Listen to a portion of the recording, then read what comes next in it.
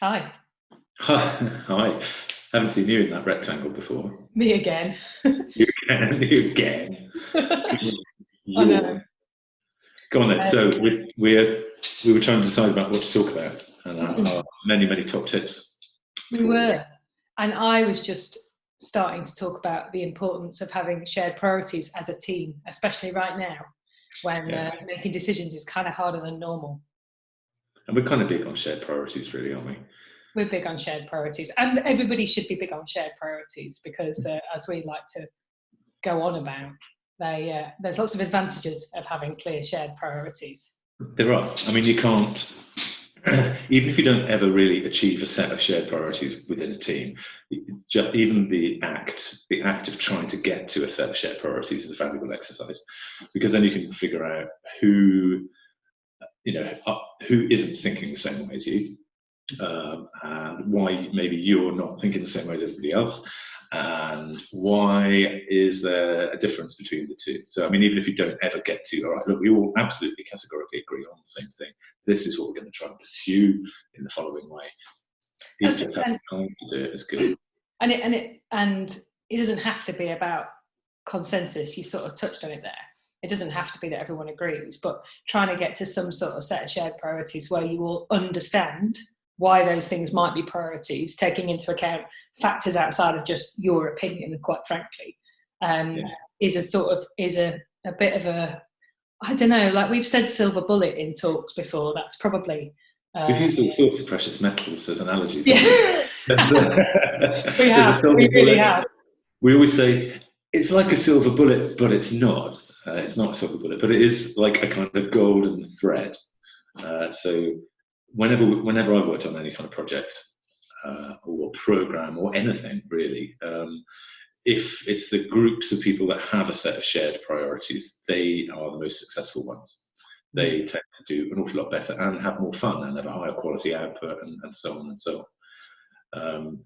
But as you're saying, it's not about consensus. It's about embracing the shades of grey. And there's a real spectrum of priorities, and just people understanding why there is a spectrum of priorities. Not necessarily all going, well, we all agree that one's the most important, but understanding that there is a spectrum. I think there's another thing in it, and especially at the moment when the kind of pressure's on and emotions are kind of running quite high across teams, and certainly sort of, bits that we get exposed to. It's sort of, there's something about prioritization that is a really interesting component of decision making, in that what you're not saying is any of the ideas are bad or wrong. You're just talking about the ones that are going to have the biggest impact at the minute, or whatever it is you're prioritizing by. I mean, our stuff tends to be about kind of impact against sets of objectives and against different people and organisation serves. But there's something nice about prioritisation. Like, nobody has to lose face. It's not about stuff being wrong or never happening. It's just not important right now. Not as important right now. Yeah. Which I think is kind of useful. It might be a useful tool at the minute when people are trying to make kind of big group decisions in slightly odd circumstances. I think it's kind of important. I mean, it's arguably more important when people are so physically distant from each other. Or no, I don't know. Do I believe that? Ooh. But I mean, even ourselves. Recently, sort of reminding ourselves that it's a bit like cobbler's children having the worst shoes, but having to remind ourselves we need to keep revisiting our priorities. Yeah. What is it we're really trying to achieve? And sort of make a conscious effort to keep going back to, well, what is the point? What is the purpose? Yeah. What is it we're trying to do? Why? All right, given that, now what should be our priority? Right, now what should be our priority? So kind of having this kind of constant touching in on the touching in. Is that a thing? Touching in. I don't know. I think I'm mixing my things up. Yeah, you mix your things up. It sounds like something I should report to HR. It really does. It does. Yeah, so if only we had HR. If only we do. Well, we do. I mean, my wife is upstairs. She's that's true. Kathy, we've got an infraction. I think actually, if we didn't, I think considering everything as and people watching this is this is our organisation. Apart from Zoran, who does some admin for us, this is the kind of this is Subsector as a whole.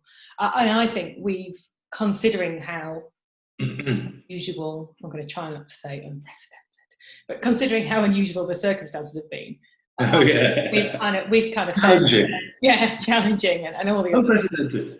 And I won't say uncertainty either, but I think considering all those things, we've done pretty well at kind of navigating it without sort of getting super stressed at each other or at the situation, actually. And I think that is because of because the foundation of everything we do is about kind of understanding our priorities at different times and not getting too sort of fixed on decisions, but being able to sort of see that they'll change and different forces impact on them. And because so much of what we do is about understanding the kind of relative importance of different aspects of people's organisations at different times, we can apply our own models kind of all the time mentally, even when we're not sat there working through our own methods.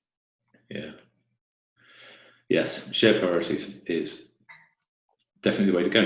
It makes things an awful lot easier, makes things easier and better. I mean, you can sort of synthesize it all the way down to that. It just makes it much clearer of what you're going to be, what you're trying to achieve. Gives people a bit of autonomy as well. Like if you're watching this and you've got a team of people and you think it might be worthwhile having a discussion about shared priorities, if you can get to something that you all can agree are the right sort of priorities, everyone can go off and work a bit more autonomously and do their own thing, because you all know that you've got this guiding principle, but that you can revisit those things, and that different pressures will or different things will exert pressures on them that mean they change. So kind of keep reconnecting on those priorities.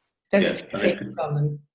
Particularly with this, with the whole lockdown shenanigans. I don't mean to belittle it by saying shenanigans, but shenanigans are involved. But this whole notion of, people being reluctant, some organisations being reluctant to embrace remote working for some of their staff because of the whole notions around presenteeism and are people actually doing their work and all that kind of thing.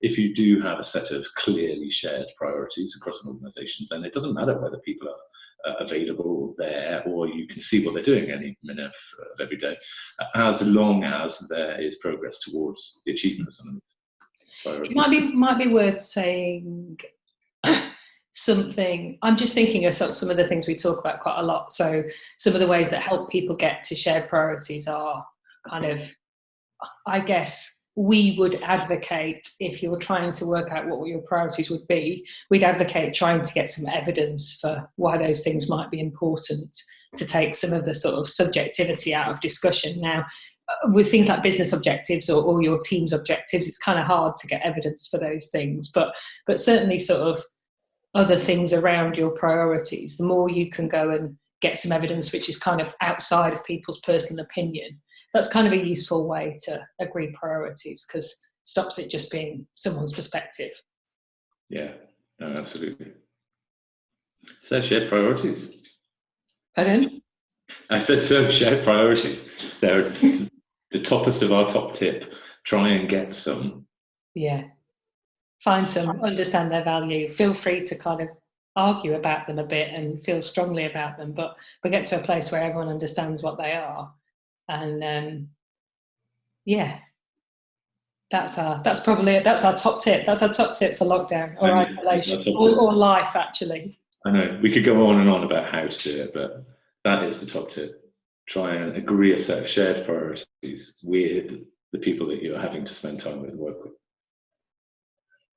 Shall we hit stop?